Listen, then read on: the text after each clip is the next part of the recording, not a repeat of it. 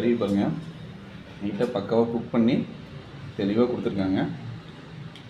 அதில் சில்லியும் கிடைக்குது, பட் இருந்தாலும் இது வறுவல் வந்து ஸ்பெஷல்னு வச்சுங்க.